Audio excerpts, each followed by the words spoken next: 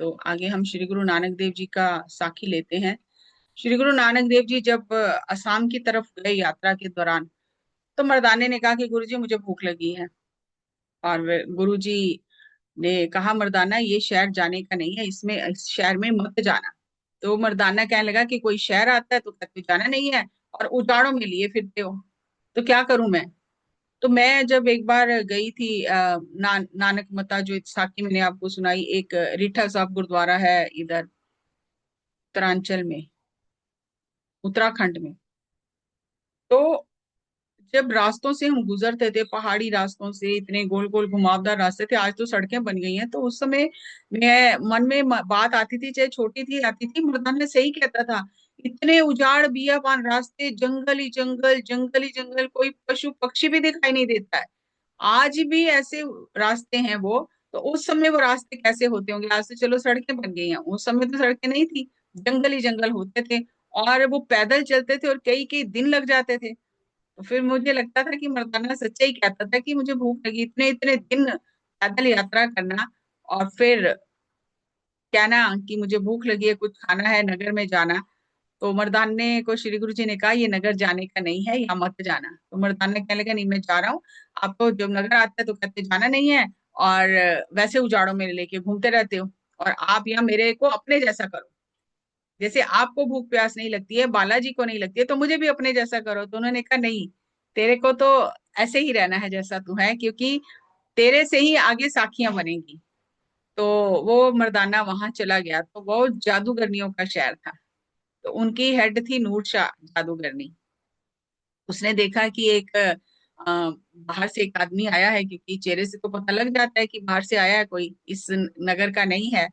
तो उन्होंने, पानी के घड़े उनके सिर पर थे और वो पानी भर के आ रही थी, तो उन्होंने मर्दाने को इशारा किया। तो मर्दाने ने समझा कुछ देने लगी है खाने के लिए, तो मर्दाना उनकी ओर चल पड़ा। तो उन्होंने तुरंत, एक ने मर्दाने के गले में धागा बांध दिया और मर्दाने को भेड़ बना दिया। अब मर्दाना तो भेड़ बन गया, और ये याद कर रहा है गुरुजी को कि गुरुजी आपने मना किया था, जाना नहीं, और मैंने आपकी बात नहीं मानी, अब मैं तो मुसीबत में फंस गया हूँ, अब मेरी रक्षा करो। तो गुरुजी ने फिर बालाजी को कहा कि मर्दाना तो आज फिर मुसीबत में पड़ गया, चलो मर्दाने की रक्षा करें जाकर। तो गुरुजी वहां पहुंचे, और नूरशाह ने देखा, गुरुजी का रूप देखा तो मोहित सी हो गई, और उसने बहुत अपने सारे हथकंडे अपनाए कि मैं गुरुजी को अपने वश में करूं या कुछ करूं। तो गुरुजी ने वहां पर शब्द उच्चारण किया एक, कि जिसकी तरफ परमात्मा होता है, कोई जादू टूना, कोई किसी का उस पर असर नहीं होता। तो फिर नूरशाह जो थी, उन जितनी भी औरतें थी जिनके सिर पर पानी के घड़े थे, वो घड़े सब वैसे ही सिर पर चिपक गए। अब वो घड़े उतारना चाह रही हैं तो घड़ा उतर नहीं रहा। तो श्री गुरु नानक देव जी ने बाले को कहा कि अंदर जा, और मर्दाने के गले में इन्होंने धागा बांधा, धागा तोड़ के फेंक दे, और मर्दाने को बाहर लेके आ। तो जैसे ही धागा तोड़ा, मर्दाना अपने रूप में आ गया, और मर्दाने को श्री गुरु जी बालाजी बाहर लेके आए। तो गुरु जी को मर्दाना क्षमा मांगने लगा कि आपने मना किया था और मैंने बात नहीं मानी, और मेरी ये हालत हुई है। तो गुरु जी ने कहा, कोई नहीं। तो जब नूर शाह ने, उन्होंने देखा कि ये तो बहुत पहुंचे हुए संत हैं और हमने गलती की है, तो फिर उन्होंने क्षमा मांगी गुरु नानक देव जी से। फिर बालाजी को श्री गुरु नानक देव जी ने कहा कि तू वाहिगुरु कह के पानी के छिट्टे मार इनके ऊपर, तो ये घड़े उतर जाएंगे। तब फिर वो घड़े उतरे, और जो नूरशाह थी उसने श्री गुरु जी के आगे हाथ जोड़ के माफी मांगी, कहा कि हमसे भूल हुई है, हमसे गलती हुई है, हमें क्षमा करो। तो श्री गुरु नानक देव जी ने कहा कि आज के बाद कोई हमारा सिख भी यहाँ पर आए या कोई अतिथि आए, तो उस पर जादू नहीं करना। यहाँ पर एक धर्मशाल बनाओ, और कोई भी अतिथि आए उसे आराम करने की सुविधा हो, उसे भोजन पानी दो, और यहाँ पे सत्संग करो, और किसी भी के ऊपर भी ये जादू टूना नहीं करना। तो उस समय नूरशाह ने श्री गुरु नानक देव जी को वचन दिया था कि कोई भी आपका नाम लेने वाला, नानक नाम लेवा सिख होगा, तो मेरा क्या, आगे भी मेरी पीढ़ियों में जो अगर उन पर कोई जादू टूना करेगा, तो उस पर कोई नहीं चलेगा, कोई असर नहीं होगा। देखो, गुरुओं ने कितने कितने हमें वरदान दिए, हम कहते हैं कि वरदान दो, वरदान दो, कितने वरदान दिए हैं, लेकिन आज हम अपने डर के कारण उल्टे रास्ते पर चल रहे हैं। कि हमें जरा सा कुछ होता तो हमें लगता है किसी ने कुछ कर दिया है, किसी ने कोई जादू कर दिया, किसी ने कोई टूना कर दिया है।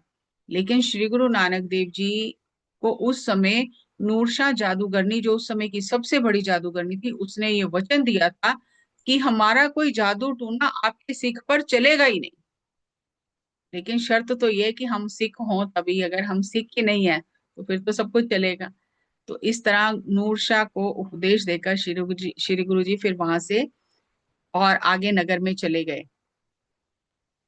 तो एक जगह गए तो वहां पे एक चिल्ले पर बैठा है एक फकीर, और वो तपस्या कर रहा है। तो श्री गुरु नानक देव जी को देखकर उसे लगा कि ये तो बड़े पहुंचे हुए फकीर हैं। तो उसने कहा कि यहाँ से थोड़ी दूर पर एक और फकीर तपस्या कर रहा है, और मुझे उससे आगे निकलना है। उसको लोग बहुत मानते हैं, उसके पास बहुत दुनिया आती है, मेरे पास कोई नहीं आता, और मैं चाहता हूँ कि मेरी तपस्या उससे ज्यादा हो जाए और मेरा भी उसके जैसा नाम हो। तो श्री गुरु नानक देव जी ने कहा कि लोगों की प्रसिद्धि जो है वो साधना करने वालों वालों को खराब करती है। श्री गुरु नानक देव जी ने उस फकीर को समझाया कि जिस तरह गुड़ या मीठे के ऊपर मक्खियां भिन भिन आती हैं और उसे खराब कर देती हैं, उसी तरह साधना करने वाले के पीछे जब लोग लग जाते हैं, प्रसिद्धि मिलती है, तो वो साधना जो है उसकी खराब हो जाती है, खत्म हो जाती है, क्योंकि फिर वो उस प्रसिद्धि में उलझ जाता है।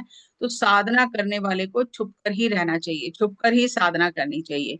तो उसने कहा नहीं, मैं तो चाहता हूँ कि मेरी प्रसिद्धि उससे ज्यादा हो। तो श्री गुरु नानक देव जी ने कहा अगर तेरी यही इच्छा है, देखो गुरु ने समझाया, लेकिन अगर नहीं समझ में आया तो गुरु का काम है, इच्छा पूरक कहा जाता है गुरु को। तो गुरु का तो काम ही है इच्छा पूरी करना, क्योंकि वो देख लेते हैं कि अभी आपको ये चाहिए, अभी आप बिना इस अनुभव के आप आगे नहीं बढ़ सकते हो। तो श्री गुरु नानक देव जी ने कहा अगर तेरी यही इच्छा है कि मेरी प्रसिद्धि उससे ज्यादा हो, तो तू एक काम करना कि जिस जगह आज हम बैठे हैं उस जगह पर रोज झाड़ू करके आसन बिछा के दिया जलाना, और तेरी प्रसिद्धि उससे ज्यादा होगी। तो उसने वही किया कि जहां श्री गुरु जी तो चले गए आगे, जहां श्री गुरु जी ने आसन लगाया था जगह पर, धरती पर, वहां पर उसने एक रोज झाड़ू देना, दिया जलाना, और वहां बैठ के साधना करनी सामने। धीरे धीरे इसकी प्रसिद्धि उस फकीर से भी ज्यादा हो गई। और एक जो चरवाहा था उसने देखा कि ये फकीर तो बड़े पहुंचे हुए लगते हैं, और इनके आगे मैं भी अगर अपनी इच्छा रखूं तो मेरी भी इच्छा पूरी हो जाएगी। तो उसने श्री गुरु जी के लिए एक गलीचा बुन के लाया, जैसे गलीचा बिछाने वाला होता है जिसके ऊपर बैठ जाते हैं, तो गलीचा लेके आया। तो उसने श्री गुरु जी के आके वो भेंट रखा। तो श्री गुरु जी ने कहा कि हमें ये छोटा सा गलीचा क्या करना है, कुदरत ने सारी धरती ही गलीचा बनाया है हमारे लिए, ये छोटा सा गलीचा लेके कहाँ कहाँ हम घूमते रहेंगे, ये धरती ही हमारा गलीचा है। तो उसने कहा नहीं, मेरी मेरी भी तो श्रद्धा पूरी हो, मेरी श्रद्धा कैसे पूरी होगी। तो वहां पास में एक कुत्ती ने बच्चे दिए हुए थे। तो श्री गुरु जी ने कहा कि तू अपनी इच्छा क्या है, कि तू ये भेंटा लेके आया, तो तेरे मन की इच्छा क्या है। तो उसने कहा गुरु जी मेरे घर में औलाद नहीं है कोई। तो श्री गुरु जी ने कहा कि ये सामने जो कुत्ती ने बच्चे दिए हैं और कांप रही है ठंड की वजह से, ये गलीचा उसके ऊपर डाल दे और रोज इसको चूरी खिलाना, और फिर तेरी इच्छा, तेरी भावना पूरी होगी। तो वो उसने वो गलीचा कुत्ती के ऊपर डाल दिया, और वो जैसे गुरुजी ने कहा था कि उनको चूरी खिलाता रहा, और फिर धीरे धीरे उसके भी कितने बच्चे हो गए। तो श्री गुरु जी का तो काम यही है कि जो कोई जिस भावना से आया है उसे, उसकी वो इच्छा पूरी करना। जो आध्यात्मिक भावना से आया है, जो अध्यात्म में आगे बढ़ना चाहता है, उसे मार्ग दिखाया। जो संसारी सुखों की चाह से आया, उसे संसारी सुखों की चाह पूरी हुई। और जिसके मन में कुछ था ही नहीं, ना संसारिक सुखों की चाह है, ना जिसके मन में कुछ अध्यात्म का उसे मार्ग है, जो भोलापन में, भोलेपन में रहता था, जो भोला है, जिसे कुछ पता नहीं है, ज्ञान भी नहीं है और संसारिक सुखों की चाह भी नहीं है, उसकी तो वैसे ही सब कुछ पूरा हो जाता था। तो एक ऐसी साखी आती है कि श्री गुरु जी चने के खेत में बैठे जाकर, और वहां पर एक बच्चा जो रखवाला था खेत का, वो बच्चा बैठा था। तो उसने देखा कि कोई तीन संत आए हैं। तो उसके मन में भाव जागा, ये संत आए हैं, मैं इन्हें चने तोड़कर भून कर खिलाता हूँ। तो उसने चने जो थे वो तोड़े, और तोड़कर उनको आग जला के भूना और गुरु जी के आगे लाके रखे कि आप ये प्रसाद ग्रहण करो। तो श्री गुरु जी ने उस लड़के के प्रति कहा कि 70 तेरा लेफ निहाली भाव तेरा पकवान। ये जो तूने घास फूस हमारे नीचे बिछाया है, तो ये हमें तूने एक बहुत गर्म जैसे बिस्तर बना के दिया है। जो तूने हमारे बैठने के लिए आसन लगाया है घास फूस बिछा के, तो ये तेरा जो आसन तूने बनाया है, ये हमें मखमली गद्दे के समान है। और जो तेरे मन में ये भाव जागा है कि मैं इनको कुछ खिलाऊं, वो तेरा भाव ही हमारा पकवान है। नानक सिफती तिप्त्या। श्री गुरु नानक देव जी अपने बारे में कह रहे हैं कि मैं तो परमात्मा की सिफ्त से ही परिपूर्ण हूँ, मतलब जिसे पंजाबी में कहते हैं ना, रज गया हूँ। अब हिंदी में मुझे वर्ड नहीं याद आ रहा है कि कोई भूख ही नहीं है मेरी, मैं तृप्त हूँ परमात्मा की सिफ्त से ही। और उसको श्री गुरु जी ने स्वाभाविक ही कहा, आओ बैठ सुल्तान। सुल्तान मतलब राजा, कि हे राजा तू आकर तू बैठ यहाँ पर। अब वो सारी रात सेवा करता रहा, और फिर सुबह हुई और वो घर चला गया, क्योंकि रात को घर नहीं गया। और सुबह हुई तो वो घर चला गया। अब श्री गुरु जी के जो वचन मुख से निकले रात को कि आओ बैठ सुल्तान, तो वो तो एक गरीब लड़का था, सुल्तान तो नहीं था। उसे ये भी नहीं पता मुझे मिला क्या है, या मैंने इनकी सेवा की है, आगे क्या होगा क्या, कुछ नहीं पता। वो भोलेपन में उसने सेवा कर दी। जब वो सुबह गया, तो इधर क्या घटना हुई नगर में कि राजा कालवश हो गया, राजा ने शरीर छोड़ दिया, और राजा की कोई संतान नहीं थी। तो मंत्रियों ने, वजीरों ने ये सलाह की कि अगर हम राजगद्दी पर बैठे हैं तो ये नमक हरामी होगी। तो अच्छा यही है कि हम नगर के सारे दरवाजे बंद कर दें और एक दरवाजा खुला रखें, और जो सबसे पहले सुबह उस दरवाजे से अंदर आएगा, उसे हम सुल्तान बना देंगे। अब ये लड़का सारी रात सेवा करता रहा, और सुबह जब ये घर गया और उस दरवाजे से ये अंदर गया, तो वजीरों ने इसको पकड़ लिया और इसको कहा कि देखो, जिसे परमात्मा दे उसके साथ फिर कोई मुकाबला नहीं है। जिसे परमात्मा राज दे वो उसी को ही मिलता है। तो अब उसको राज्य अभिषेक किया और कहा कि आज से तू हमारा राजा है। तो उसे राजा बना दिया। तो कितनी हैरानी की बात है कि जब कोई भाव से गुरु की सेवा करता है, तो गुरु उसे कहाँ से कहाँ पहुंचा देता है। अब उसके मन में कुछ ये भी नहीं था कि मुझे, जैसे पहले दो साखियां हमने ली, कि उसने कहा मेरी प्रसिद्धि होनी चाहिए, उसने कहा कि मेरे बच्चे होने चाहिए। तो उन्होंने कहा ठीक है, हो जाएंगे।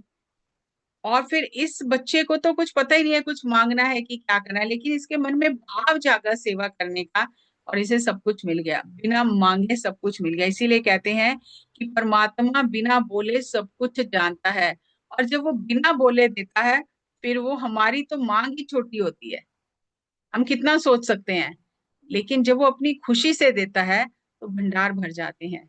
सो ये साखियां मुझे लगा कि आपके साथ साझा करनी चाहिए। तो बहुत बहुत धन्यवाद, आपने इतने प्रेम से सुना।